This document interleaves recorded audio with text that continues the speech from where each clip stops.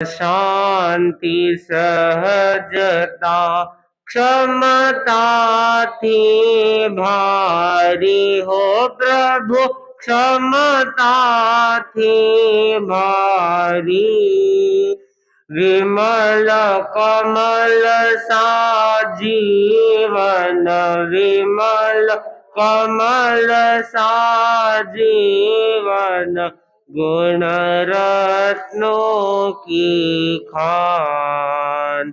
ओम जय भिक्षु भगवान। एक रात की पीड़ा चिंतन दिश बदली हो प्रभु चिंतन दिश बदली राजनगर पावस में राजनगर पावस में किया सत्य संधान। ओम जय भिक्षु भगवान। बगड़ी नगरी तुमने धर्म क्रांति कर दी हो प्रभु धर्म क्रांति कर दी। पहली रात बिताई पहली रात बिताई भिक्षु ने शमशान। ओम जय भिक्षु भगवान।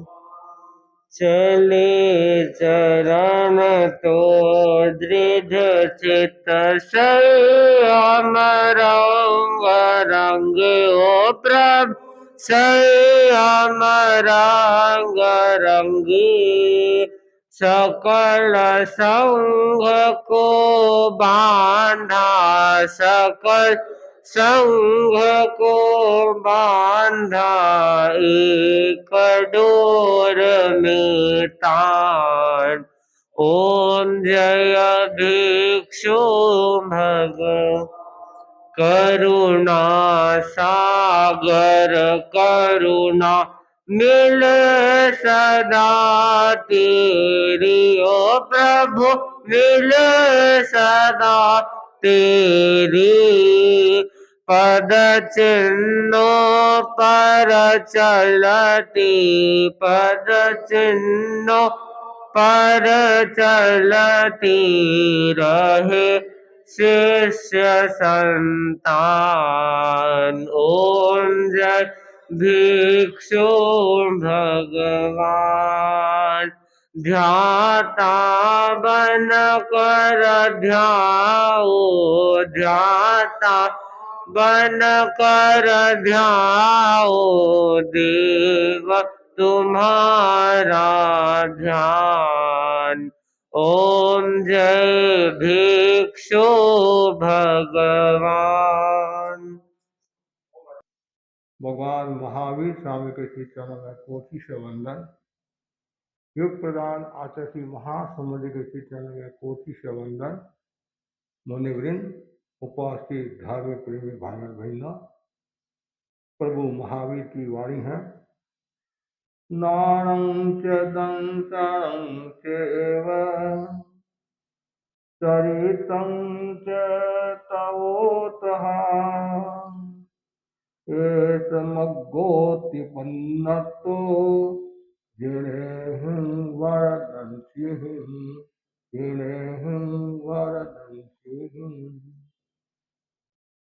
दुनिया में मंजिल का महत्व है। जो मंजिल की ओर ले जाने वाले मार्ग का भी बहुत बड़ा महत्व है। मंजिल कितनी भी अच्छी है, मंजिल कितनी भी अच्छी हो, यदि उसका मार्ग ज्ञात न हो तो मंजिल कैसे मिलेगी। अध्यात्म साधना के क्षेत्र में मोक्ष मंजिल है तथा ज्ञान दर्शन चारित्र तप आदि उसके मार्ग है। इन चारों का योग होता है तो मोक्ष का मार्ग बन सकता है। हमारा परम लक्ष्य है मोक्ष की प्राप्ति। जो भव्य आत्मा है वो निरंतर भावना भाती रहती है, मैं इच्छित मंजिल को प्राप्त हूँ, परम तत्व को प्राप्त हूँ, मोक्ष को प्राप्त हूँ। जो व्यक्ति भावना भाता है तो उसको मंजिल भी प्राप्त हो जाती है। तो मोक्ष प्राप्ति करना है, मोक्ष को प्राप्त करना है तो प्रभु महावीर ने 4 उपाय बताए हैं। सम्यक ज्ञान, सम्यक दर्शन, सम्यक चारित्र, सम्यक तप। जो व्यक्ति इन 4 तत्वों को आत्मसात कर लेता है तो समझना चाहिए वह मोक्ष को प्राप्त हो सकता है। उनमें पहला है ज्ञान। ज्ञान का अर्थ है जानना। ज्ञान और दर्शन 2 शब्द है। सामान्य बोध दर्शन है और विशेष जानना ज्ञान है।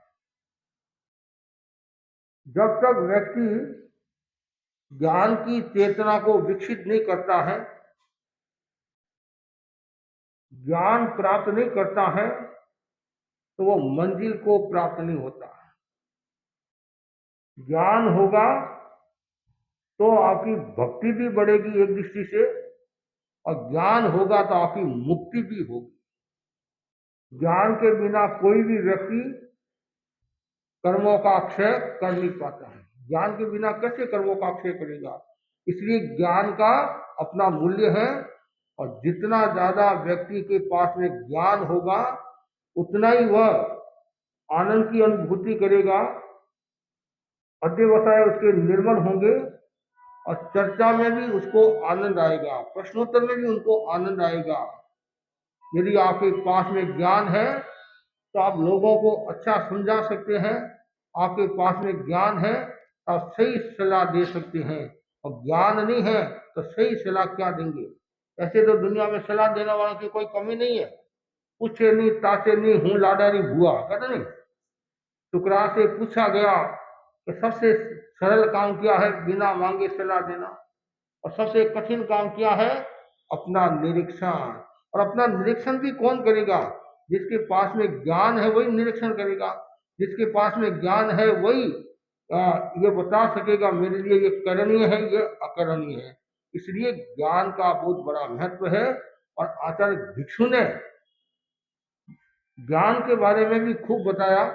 उन्होंने कहा ज्ञान होना जरूरी है, और उस ज्ञान के लिए स्वाध्याय करो, और जितना ज्यादा स्वाध्याय होगा उतना ही आपका आगम ज्ञान परिपुष्ट होगा।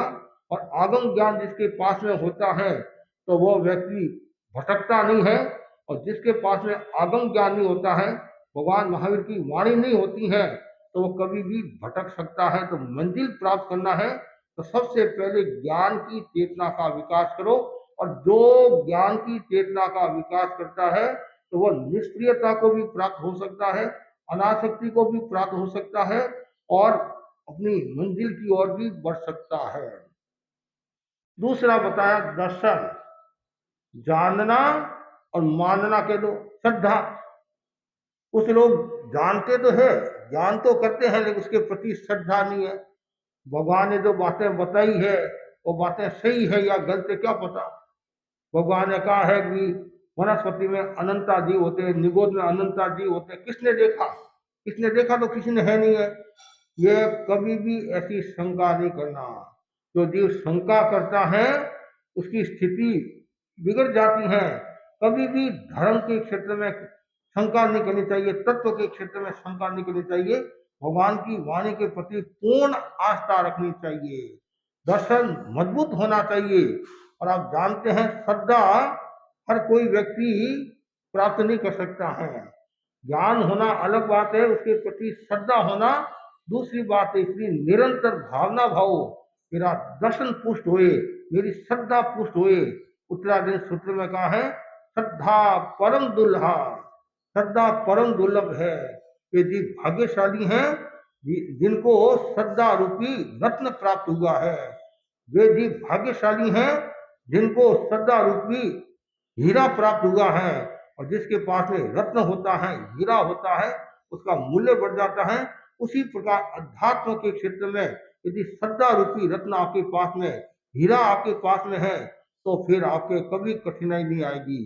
तो श्रद्धा में अगर दान है तो भगवान तुमसे दूर नहीं है। कहते नहीं, श्रद्धा में दान है, भगवान तुमसे दूर नहीं है। तो श्रद्धा रखो, जितनी ज्यादा श्रद्धा होगी उतना ही आपका मूल्य बढ़ेगा। और श्रद्धा के बिना आगे भी नहीं बढ़ सकते हैं, इसलिए ज्ञान के साथ श्रद्धा। तीसरा जो बताया वो सुंदर है, वह है चारित्र। मोक्ष की प्राप्ति में चारित्र की भी महत्वपूर्ण भूमिका रहती है। जिसको संयम प्राप्त हो जाता है, जिसको चारित्र प्राप्त हो जाता है, तो वो अपनी मंजिल की ओर आगे बढ़ता है। और कोई व्यक्ति यदि शुद्ध साधुपना पालता है, शुद्ध चारित्र पालता है, तो साधु के कितने भाव बताए 21 में? 15 भाव बताए। कितने भाव बताए हैं? 15 भाव बताए हैं। और वो बड़ी बात है शुद्ध साधुपन पालना। और शुद्ध साधुपन कौन पालेगा? कि जो पाप भीरु है, आत्मार्थी है। और आप जानते हैं विमानी गति में कौन जाता है? विमानी गति में कौन जाता है? देव गति में जाने के 4 कारण बताए हैं। उनमें एक कारण है सराग संयम। जो राग युक्त संयम की पालना करता है वो मरकर देवलोक में जाता है। और यदि कर्म क्षय कर लेता है तो वो मोक्ष को भी प्राप्त हो जाता है। तो पंचम अर में भट्ट क्षेत्र से अभी वर्तमान में मोक्ष की प्राप्ति नहीं है। चारित्र की आराधना होती है, यथाख्यात चारित्र नहीं है। यथाख्यात चारित्र के बिना जीव मोक्ष को प्राप्त नहीं होता है। सामायिक चारित्र वाला, छेदो प्रस्तावने चारित्र वाला, पुरियाग विशुद्धि चारित्र वाला, सूक्ष्म संप्रदाय चारित्र वाला, ये चारों हैं। इनका भी सबका मूल्य, हर चारित्र का मूल्य है। तो मोक्ष में जाना है तो मोक्ष तो कब होगा? जब 14वां गुणस्थान पूर्ण होगा, तब जीव मोक्ष को प्राप्त होगा। तो यथाख्यात चारित्र है वो 11वां, 12वां, 13वां, 14वां गुणस्थान, ये 4 गुणस्थानों में यथाख्यात चारित्र होता है। और ऐसे तो देखे तो सब चारित्र पूर्ण होने के बाद लास्ट में 14वां गुणस्थान यथाख्यात चारित्र का है। तो वो जैसे ही 14वां गुणस्थान पूर्ण हुआ, कर्मों का क्षय हुआ, तब जीव मोक्ष को प्राप्त हो जाएगा। उसकी एक स्थिति है, तो नियम है, नियम के अनुसार होता है तो जीव मोक्ष को प्राप्त हो जाता है। इसलिए तो मतलब यथाख्यात चारित्र है, ये भावना भाव। यथाख्यात चारित्र आ गया, 13वां गुणस्थान, 14वां गुणस्थान आ गया, तो फिर वह जीव उसी भाव में मोक्ष को प्राप्त हो जाएगा। ये जरूरी है बार बार भावना। यथाख्यात चरित्र का इतना मूल्य क्यों है कि जो जैसा कहता है वो वैसा करता है। यथाख्यात, जैसा कहता है वैसा करता है। ऐसे 11वां 12वां वो छद्मस यथाख्यात चरित्र वाला है, और 13वां 14वां केवली यथाख्यात चरित्र वाला है। तो हमें ये भावना भानी है कि ऐसा चरित्र आए और वापिस मुझे जन्म मरण नहीं करना पड़े, मैं मोक्ष को प्राप्त हो जाऊं। चरण का मूल्य नहीं है, आचरण का मूल्य है। अभी वर्तमान में क्या हो रहा है? चरण की पूजा करे हैं, होना ये चाहिए आचरण की पूजा करो, चरित्र की पूजा करो। जो व्यक्ति चरित्र की पूजा करता है उसका मूल्य हो जाता है। चित्र की पूजा करने वाले बहुत है, तो चरित्र की पूजा करने वाले कम है। तो चरित्र की पूजा करता है वो बहुत आगे बढ़ जाता है। ज्ञान और दर्शन के साथ में यदि चरित्र आ जाए तो सोने में सुहागा जैसी कहावत चरितार्थ होती है। चारित्र का बहुत बड़ा मूल्य है, और चारित्र से बढ़कर कोई निधि नहीं है, चारित्र से बढ़कर कोई बल नहीं है, चारित्र से बढ़कर कोई शक्ति नहीं है, और चारित्र से बढ़कर आनंद नहीं है। चारित्र की भावना भाव, निरंतर भावना भाव, मेरा आचरण स्वस्थ बने, मेरा मेरे जीवन में प्रामाणिकता का भाव बढ़े, नैतिकता का भाव बढ़े, ईमानदारी का भाव बढ़े, ये सब चारित्र से रिलेटिव है, चारित्र के साथ संबंध रखने वाले हैं। इसलिए चारित्र की आराधना बहुत जरूरी है। जो व्यक्ति जितना चारित्र की आराधना करेगा उतना ही उसका मूल्य बढ़ जाएगा, मूल्य बढ़ जाएगा। इसलिए बार बार भावना भाव कि मैं चारित्र की आराधना करूं, मेरे जीवन में चारित्र आए, मेरे जीवन में संयम आए, और संयम रूपी धन जिसके पास में होता है उसको कोई खतरा नहीं है। संसार में जो लोग रहते हैं उनके पास में यदि चारित्र की साधना है तो उसके पास में सब कुछ है। धन तो क्षणिक है, धन तो क्या है, क्षणिक है, और चारित्र तो शाश्वत है। शाश्वत है, जिसका आज भरत क्षेत्र में, एरावत क्षेत्र में तो यथार्थात चारित्र वो काल सापेक्ष होता है, काल सापेक्ष होता है। तो महावीर क्षेत्र में तो हर समय यथार्थात चारित्र रहता है। जो तीर्थंकर भगवान होते हैं वो खुद यथार्थात चारित्र के धनी होते हैं। और ऐसे भी भरत एरावत क्षेत्र में चारित्र तो होता ही है।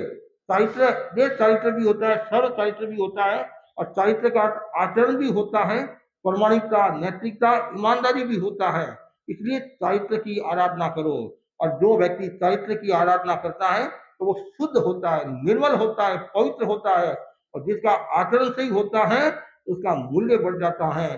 जो धोखाधड़ी करता है, बेईमानी करता है, दूसरों को ठगता है, तो समझना चाहिए वो संयमवान नहीं है, चारित्रवान नहीं है।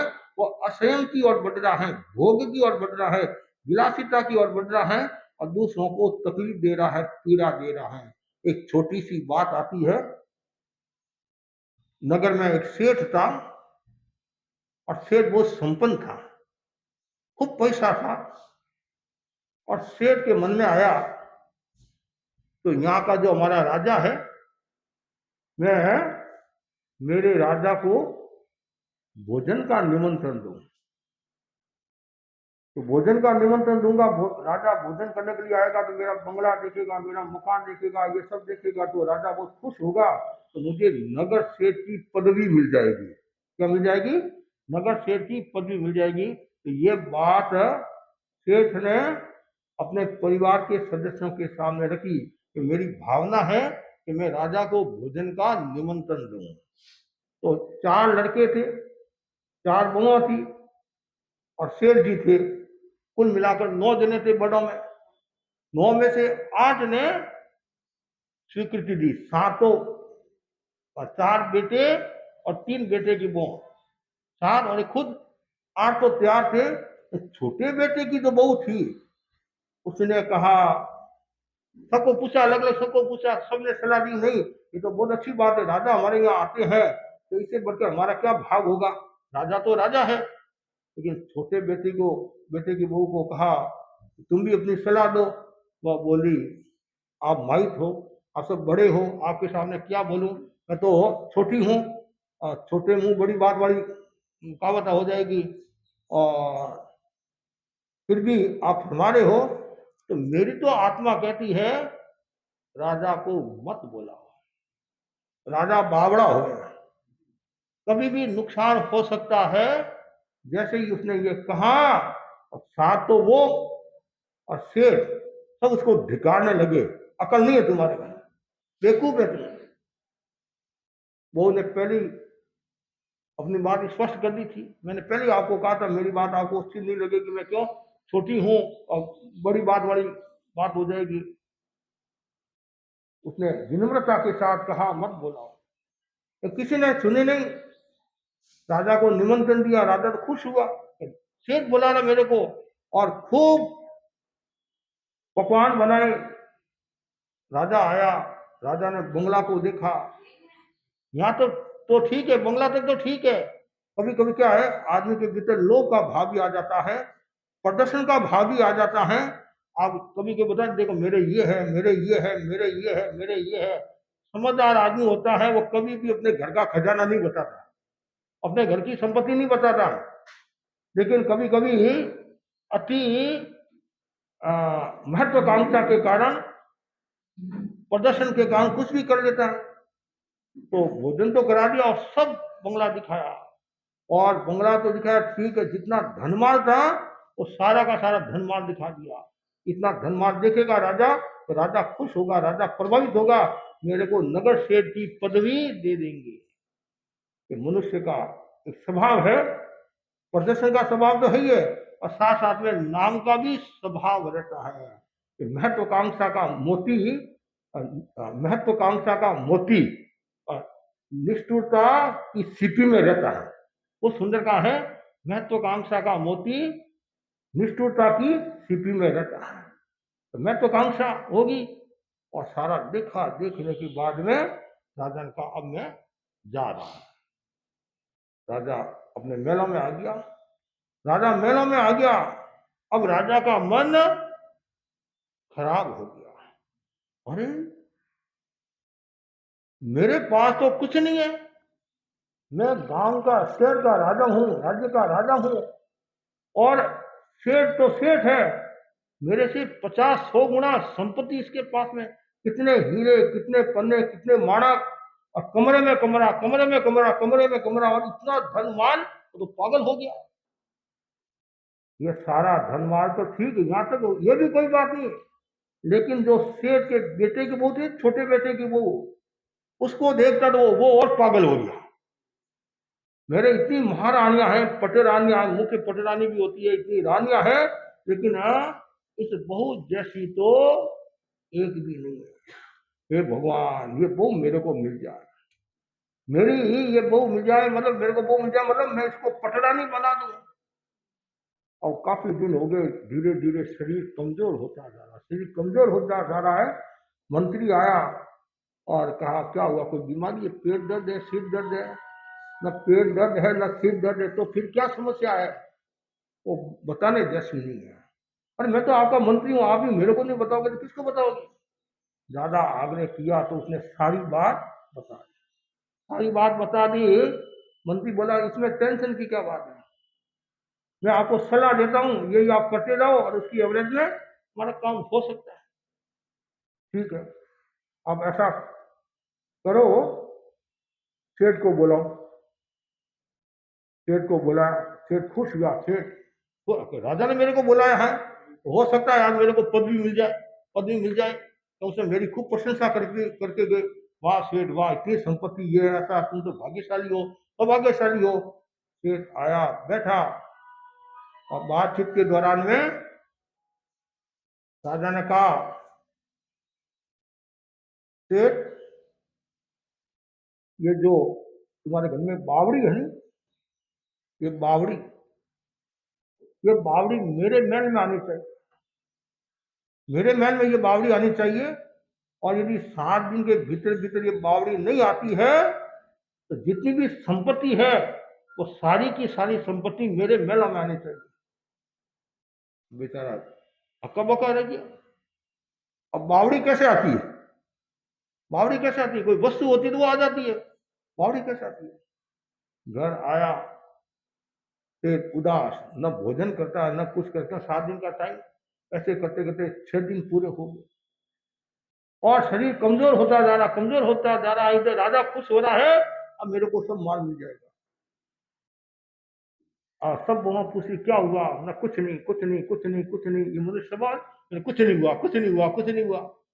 छोटे बेटे की वो जो, ये तो छोटी, तो वो मनोवैज्ञानिक थी, मन को समझने वाली थी, और शेर के हाव भाव से उसने जान लिया शेर के विपत्ति आ गई है, आपत्ति आ गई। सीधी तो कैसे बोले कि शेर साहब क्या हुआ, मेरी खास बात नहीं, नहीं नहीं बताना पड़ेगा, मैं जान रही हूँ आपके भीतर में दर्द है, पीड़ा है, कष्ट है, और मैं आपकी बहू हूँ, और मेरा नैतिक कर्तव्य है मैं मेरे सासुर ससुर जी का ध्यान रखूं और उसको उनको संभालूं।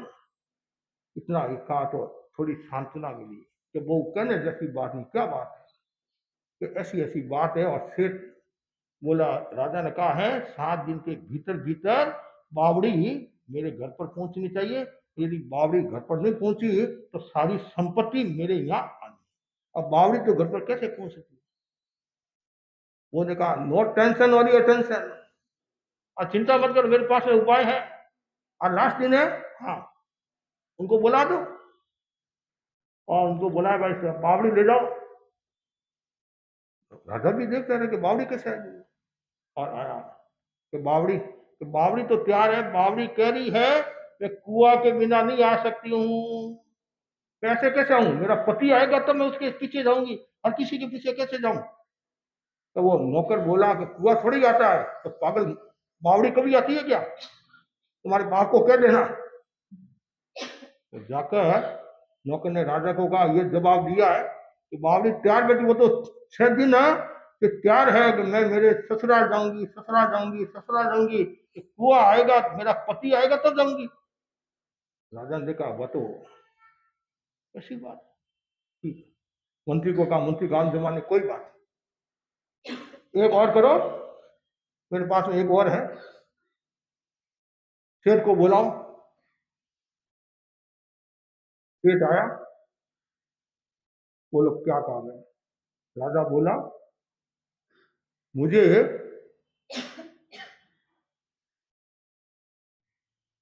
धुआं का धोतिया चाहिए। धुआं का धोतिया, धोती होती नहीं, और धुआं का धोतिया चाहिए। धुआं का कोई धोतिया थोड़ी होता है।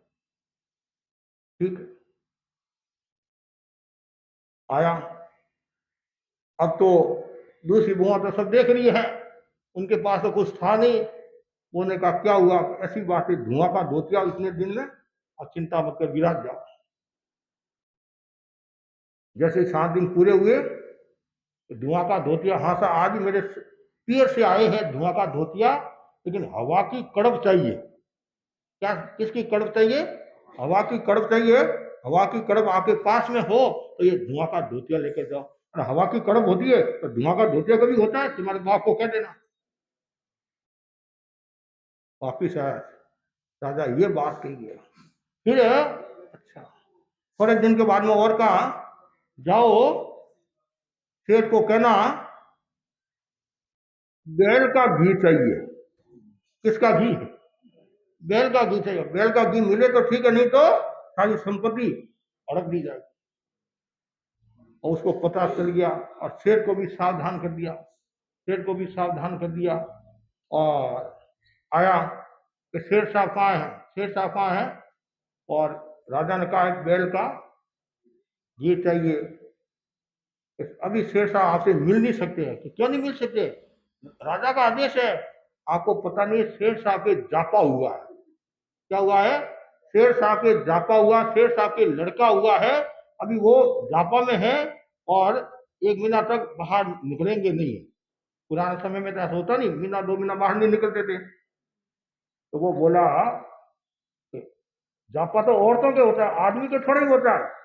अरे बैल के घी हो सकता है तो आदमी के जापा भी हो सकता है। वापिस गया बेचारा, मुंह लटकाए, और कहा राजन ये स्थिति है। राजा भी देखते रह गए, ऐसी कौन है? सेठ में तो कोई लक्षण है नहीं, और किसी में तो लक्षण लगे नहीं है कि ये जवाब किसने दिए, कि जवाब किसने दिए। जवाब बेटे की बहू ने दिए, जिसे वो मोहित था उसने जवाब दिया। अच्छा, वो और खुश हो गया, तो उसको तो मैं मेरे मेला बुला दूंगा, और उससे उसको प्रभावित करूंगा, और ये मेरी पटरानी हो जाएगी। कुछ दिन बीते, और कहा मैं आपकी बहू से बात करना चाहता हूँ, बहू से बात करना चाहता हूँ। बहू ने भी कह दिया कि इस बार चर्चा आपके राजमहल में होगी, राजमहल की चर्चा होगी। तो समय दे दिया, और कहा बीच में पर्दा लगेगा। बीच में क्या? पर्दा लगेगा। पर्दा लगेगा, ठीक है, पर्दा लगा दिया। बातचीत हुई, और बातचीत होने के बाद में लास्ट में बहू ने कहा एक दोहे के रूप में, भोड़ा मारा जेठ जी, दावी घर में मुंह, गेलो थारो कामदार, नमक हरामी तू। जैसे ये कहा, पर्दा हटाया, क्या बात करियो, एकदम सही बात है, क्या गलत नहीं, सही बात है कि भोड़ा मारा जेठ जी, शेर जी, मेरे शेर जी भोड़े थे इसलिए आपको भोजन का निमंत्रण दिया, और भोड़े नहीं होते तो आपको भोजन का निमंत्रण नहीं देते। अब दावी घर में मैं यदि होशियार नहीं होती तो सारी संपत्ति जाती, और हम सब साफ हो जाते। और गेलो थारो कामदार, तो जो तुम्हारा कामदार है, मंत्री, वो गेला है, और तुम्हारे को खोटी खोटी सलाह दे रहा है। और नमक हरामी तू, जिसका तुमने भोजन किया और उसको तू खा रहा है, जिसका तुमने नमक खाया और उसकी तू खा रहा है। जैसे ये बात कही, आंखें खुल गई, और राजा पैरों में गिर पड़ा कि तू मेरी गुरुनी है, तुमने मेरी आंखें खोल दी। राजा, अब राजा हो, दूसरों की संपत्ति हड़पना चाहते हो, और आप राजा हो, दूसरों पर बुरी नजर रखते हो। सारी संपत्ति आपकी है। जब भी आपकी समस्या आती है समाधान देने संपत्ति को कौन देता है? प्रजा ही तो देती है। टैक्स आप भरते, टैक्स आप लगाते, सब आप करते हैं। राजा की आंखें खुल गई और राजा को महसूस हुआ कि चरित्र का मूल्य है, धन का मूल्य नहीं है, वस्तु का मूल्य नहीं है, लेकिन चरित्र का मूल्य है। इसलिए कहा नहीं, धन गया तो कुछ भी नहीं गया, स्वास्थ्य गया तो थोड़ा कुछ गया, चरित्र गया तो सब कुछ गया। इसलिए हमेशा आचरण की पूजा, चरण की नहीं, चित्र की नहीं, चारित्र की पूजा करो तो आपका मूल्य बढ़ जाएगा। इसलिए ज्ञान दर्शन के साथ में चारित्र का होना जरूरी है। भावना भाव, श्रावक के जो 3 मनोरथ है, ये मनोरथ नहीं, कब वह दिन आए मैं गृह जीवन छोड़कर साधु बनूं, साधना करूं और कर्मों का अक्षय करके मोक्ष को प्राप्त हूं और मुझे उच्च चारित्र की प्राप्ति हो और फिर कर्मों का अक्षय करके परम तत्व को प्राप्त हूं, मोक्ष को प्राप्त हूं। क्यों? चारित्र के बिना आगे विकास भी नहीं होता एक दृष्टि से। ऐसे तो आपके ध्यान में रखना चाहिए, धर्म का मूल दर्शन है, धर्म का मूल दर्शन है। साहित्य से जो भ्रष्ट हो गया वो वास्तव में भ्रष्ट नहीं है, तो दर्शन से जो भ्रष्ट हो गया वास्तव में वो भ्रष्ट है। क्या? जब तक सम्यक तो नहीं होगी, आपने कितनी क्रिया कर दी, कितना ही साधु मना ले लिया, और यदि सम्यक तो नहीं है तो फिर आपकी मंजिल नहीं है, मंजिल नहीं है। इसलिए खायक सम्यक तो आए बिना जीव मोक्ष को प्राप्त नहीं होता है। एक दृष्टि सब सापेक्ष दृष्टि से है, इसलिए चारित्र का भी मूल्य है और उससे ज्यादा एक दृष्टि से दर्शन का मूल्य है, खायक सम्यक्त्व का मूल्य है। तो जहां खायक सम्यक्त्व आ जाती है, खायक सम्यक्त्व का स्पर्श भी हो गया, ऐसे तो कहा जाता है सम्यक्त्व का स्पर्श हो गया तो अर्थ परावर्तन के भीतर मोक्ष को प्राप्त हो जाएगा। और खायक सम्यक्त्व की प्राप्ति होगी या तो इस भव में, 30 या चौथे भव में वो मोक्ष को प्राप्त हो जाता है। इसलिए ये चारित्र का भी मूल्य है और ज्ञान का भी मूल्य है, दर्शन का भी मूल्य है। ये सब सापेक्ष बात है। और चौथी जो बात बताई है वो है तप। मोक्ष की प्राप्ति में तप का भी महत्वपूर्ण योगदान रहता है। ज्ञान, दर्शन, चारित्र, तप है तो छोटा सा है। तप तत्काल पवित्रता देने वाला है और तप आसक्ति को परास्त करता है, तप प्रदर्शन को परास्त करता है और निदर्शन की ओर बढ़ाता है। तप अध्यात्म साधना का सुंदर पथ है, तप अध्यात्म साधना का प्राण है और तप आत्मशक्ति को जागृत करने वाला है। और जिसके पास में तप रूपी हथियार होता है, जिसके पास में तप रूपी शस्त्र होता है, उसका बेड़ा पार है। खाली उपवास करना ही तपस्या नहीं है। तपस्या के 12 भेद बताए हैं, अनशन, उनोदरी, भिक्षाश्री, रस परित्याग आदि। आप यदि विज्ञ वर्जन करते वो भी तपस्या है, इंद्रिय और मन को वश में रखते वो भी तपस्या है, सेवा भावना रखते वो भी तपस्या है, सेवा करते वो भी तपस्या है, विनय करते वो भी तपस्या है, ध्यान, स्वाध्याय, कायसन, ये सब तपस्या है। खाली उपवास करना ही तपस्या नहीं है। निर्जरा के 12 भेद ये सब तपस्या के साधन है और आत्मशुद्धि में सहयोगी बनते। इसलिए तपस्या का मतलब क्या, निर्जरा का मतलब क्या है? मतलब कर्मों का क्षय करना, आंशिक रूप से कर्मों का क्षय करना निर्जरा है और संपूर्ण रूप से कर्मों का क्षय करना मोक्ष हो गया। आत्मा की आंशिक जो उज्ज्वलता है वो निर्जरा है और संपूर्ण जो उज्ज्वलता है वो मोक्ष है। तो हर प्रवृत्ति में निर्जरा का भाव होना चाहिए। और हम तपस्या भी किस लिए करें? ये लोग सुधारने के लिए नहीं, परलोक सुधारने के लिए नहीं, यश, कीर्ति, प्रशंसा, आडंबर, प्रदर्शन, श्लाघा आदि के लिए तपस्या नहीं करना है। केवल आत्मा की विशुद्धि के लिए, कर्म निद्रा के लिए तपस्या करनी चाहिए। तो कर्म निद्रा की दृष्टि से तपस्या करता है उसका मूल्य हो जाता है। कुछ लोग कहते हैं महाराज तपस्या तो करते हैं लेकिन थोड़ा भाव आ जाता, हमारा नाम होगा, हमारे गीत गाए जाएंगे, हमारे हाथ पे मेहंदी मनाएंगे, पियर वाले आएंगे, सगे संबंधी आएंगे और सब हमारी प्रशंसा करेंगे और भजन मंडली वाले आएंगे तो गीत गाएंगे और एक उत्सव सा माहौल होगा, आनंद आएगा। तपस्या करो, आनंद भी लो, कोई बात नहीं, तब उत्सव भी करो, कोई मनाही नहीं है, लेकिन उसमें स्वार्थ का भाव नहीं होना चाहिए, प्रदर्शन, यश, कीर्ति का भाव नहीं होना चाहिए कि मेरा नाम होगा। यदि आपके मन में वो भावना है तो उसका रूप दूसरा हो जाता है, दूसरा रूप हो जाता है। और तपस्या कभी बेचनी नहीं चाहिए। नियाणा करते निदान, वो लोग निदान करते हैं मेरी तपस्या का ये फल हो, है मेरी तपस्या का प्रभाव हो तो मुझे ये मिले, ऐसा ये कभी भी तपस्या का निदान नहीं करना चाहिए। मेरी तपस्या का ये होना चाहिए, ऐसा होना चाहिए, वो होना चाहिए। जैसे विश्वभूति ने किया था ना, विश्वभूति ने भगवान महावीर का पूरा भाव जो विश्वभूति कि मेरी तपस्या का यदि क्या, हाँ मेरी तपस्या का हाँ फल हो, मेरी तपस्या का यदि प्रभाव हो तो है तो अगले भाव में मैं मेरे भाई को पछाड़ू। तो एक तरह से क्या हुआ, न्याणा हो गया, उसने तपस्या को बेच दिया। मेरी तपस्या का फल ये नहीं होना चाहिए। ऐसा होने से क्या होता है, आत्मा की शुद्धि नहीं होती है, तो वो कामना का भाव आ जाता है। तो जहाँ कामना है वहां फिर भावना शुद्ध कैसे रहेगी। तो कामना कौन सी होनी चाहिए, कर्म से की कामना रखो, ये बात तो ठीक है।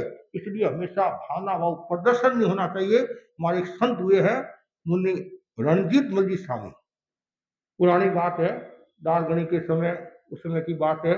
उनके पिता मुनि चौथमल्ली स्वामी थे, पुर भीलवाड़ा के पास में पुर गांव है। बाप और बेटे दोनों ने दीक्षा ली, दोनों ने दीक्षा ली। और पिताजी भी 6 मासी तपस्या करने वाले थे, उन्होंने भी 6 मासी तपस्या की।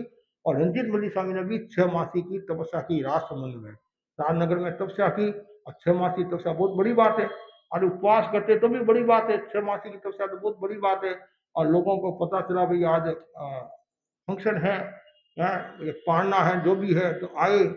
और महाराज ने तो पाड़ना किया ही नहीं। लोगों ने हो सकता है आज इनके अभिग्रह होगा तो एक दिन और रुके, दूसरे दिन भी पाड़ना नहीं किया। तो लोगों ने सोचा महाराज कब पाड़ना करेंगे, हम कब तक यहाँ बैठे रहेंगे। तो लोग गए और पीछे से पाड़ना कर दिया और कहा मैं ये प्रदर्शन नहीं करने वाला हूँ, ये दिखावा मैं नहीं करना, मेरे निमित्त ये सब कुछ नहीं होना चाहिए। बहुत बड़ी बात है। आज तपस्या है वो तो केवल आत्मा की शुद्धि के लिए तपस्या करना है। और आत्मा की शुद्धि के लिए जो तपस्या करता है तो शीघ्र ही कर्मों का क्षय भी कर लेता है।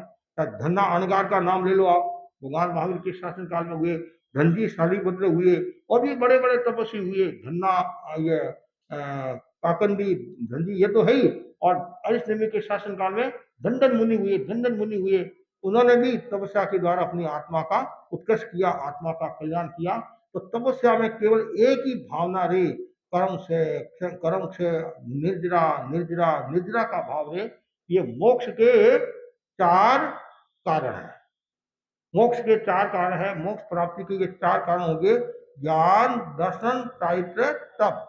सबको मंजिल की ओर जाना है, मोक्ष की ओर जाना है, तो निरंतर भावना भाव कि मैं ज्ञानवान बनूं, मैं दर्शनवान बनूं, मैं चारित्रवान बनूं और मैं तपवान बनूं। वो जरूरी है। यदि आपके पास में ज्ञान नहीं है तो कभी कभी आप हंसी के पात्र भी हो जाते हैं, मजाक के पात्र भी हो जाते हैं।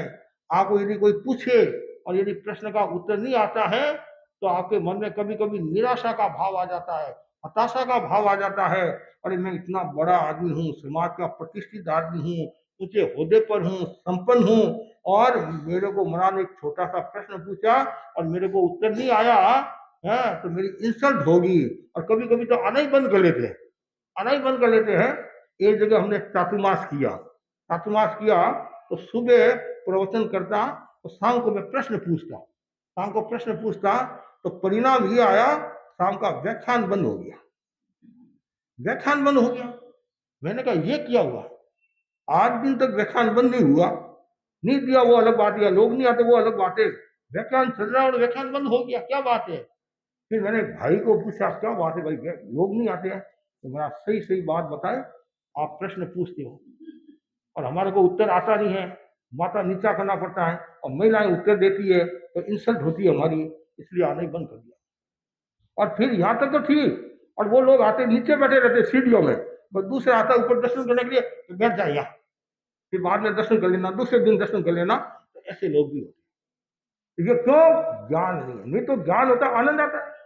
हमारे संत मुनि फौजमल जी स्वामी, फौजमल जी फौजीलाल संत, आपको आश्चर्य होगा, 27 दिन तक 14 जो सपना होता है ना, 14 सपना, उस पर चर्चा हुई। कितने 27 दिन तक तो सपने पर चर्चा हुई। अब बोलो आप लेकिन उनकी विजय हुई उनकी, क्यों? उनके पास में ज्ञान था।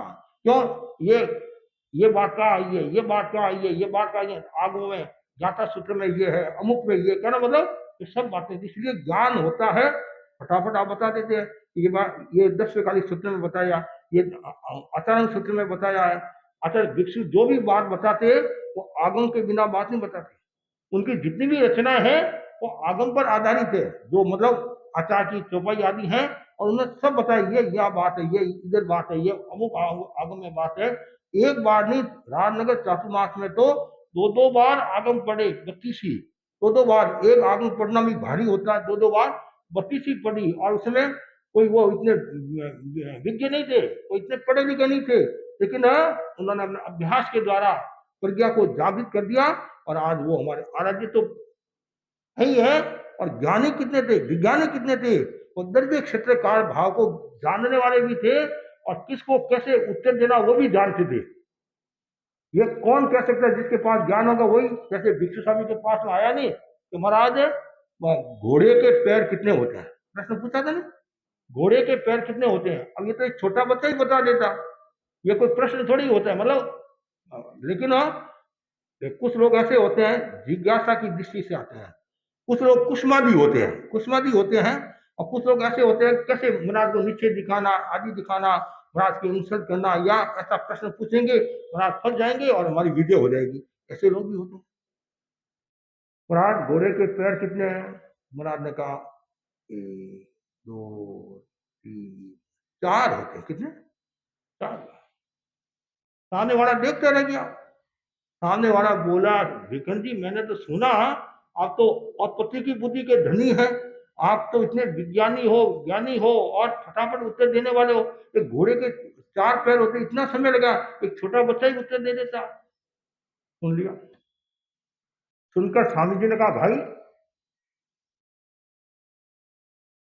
अभी मैंने घोड़े के 4 पैर बताया थे धीरे धीरे, और तू अगला प्रश्न मेरे को पूछता कान खजूरे के पैर कितने होते हैं, कान खजूरे के पैर कितने होते हैं, तो उस समय मैं यदि ऐसे बताता नहीं 1 2 3, तुम क्या बोलता कि घोड़े के तो फटाफट बता दिए, अब बताओ।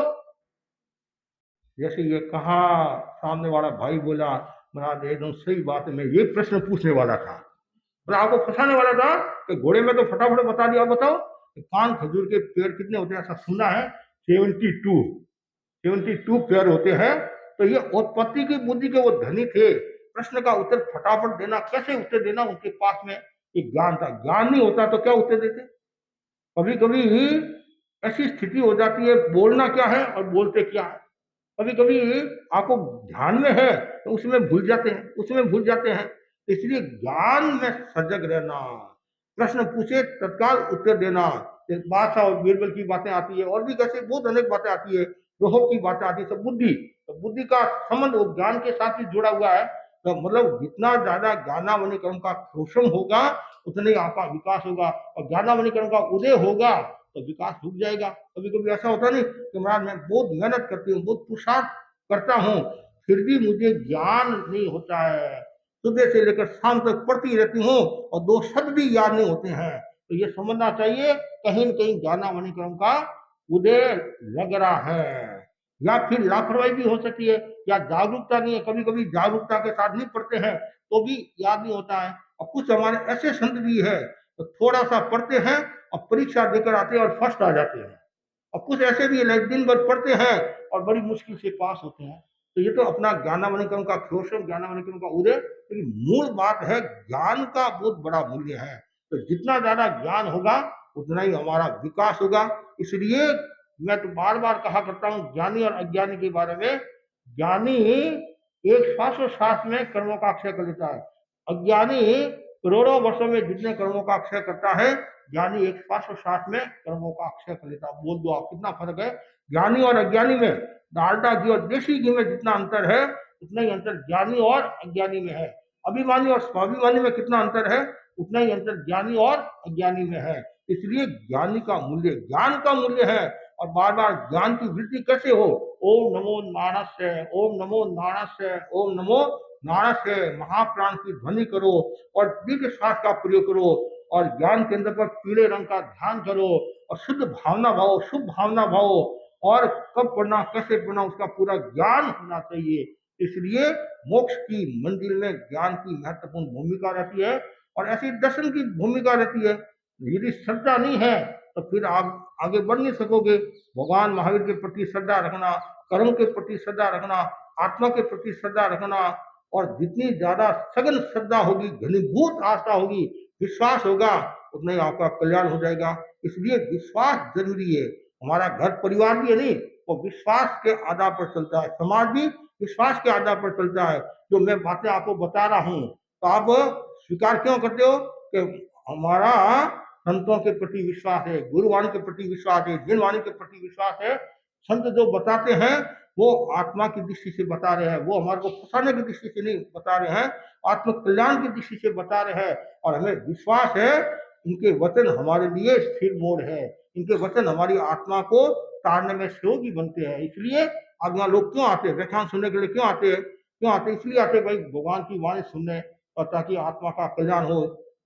सुबह के व्याख्यान को क्या बोलते हैं? सूत्र का व्याख्यान का नहीं, तो सूत्र का व्याख्यान सुनने के लिए जाओ। सूत्र का पुरानी बहन आज भी कहाँ गई है? सूत्र का व्याख्यान सुनने के लिए गई है, आगम का व्याख्यान सुनने के लिए गई। तो सुबह जो भगवान की वाणी सुनाते हैं उसका एक अलग मूल्य होता है। उस वाणी के प्रति श्रद्धा रखो, बार बार भावना भाव कि मेरा ज्ञान पुष्ट होए, ऐसी श्रद्धा भी पुष्ट हो, और ऐसे हमारा चरित्र भी पुष्ट होना चाहिए।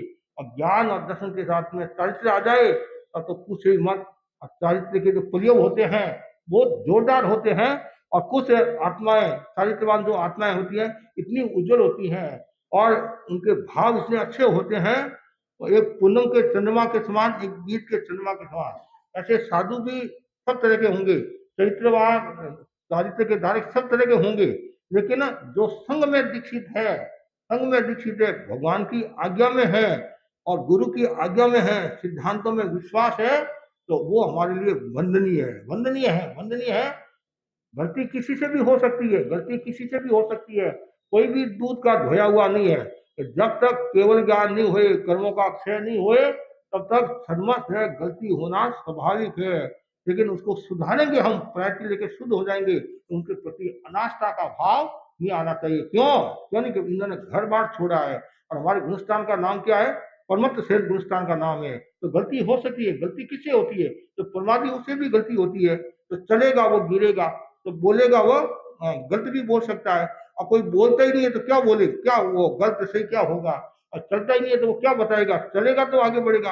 अब बच्चे साइकिल चलाते हैं, साइकिल चलाते हैं तो वो गिरते भी है, घुटने फोड़ते भी है, और ऐसा भी कहा जाता है कि 2-4 बार घुटने फोड़े नहीं है तो वो सीख भी नहीं पाता, नहीं सीख भी नहीं पाता है। तो व्यापार करता है तो व्यापार में नुकसान भी होता है आदि है, तो ठोकरे खाता है तब आदमी देखो, ठोकर खाने से आदमी सफलता को भी प्राप्त होता है।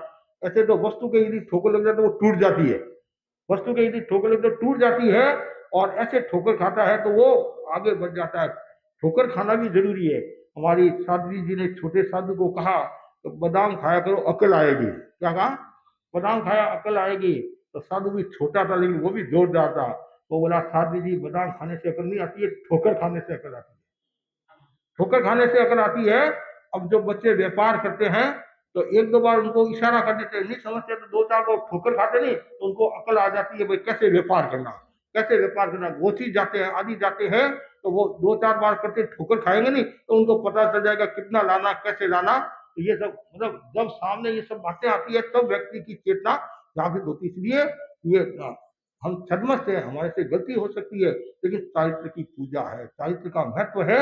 और कहीं भी जाओ देखो, आज बड़े बड़े लोग भी जैसे हम निकलते हैं वो हाथ जोड़ते हैं। क्यों हाथ जोड़ते हैं?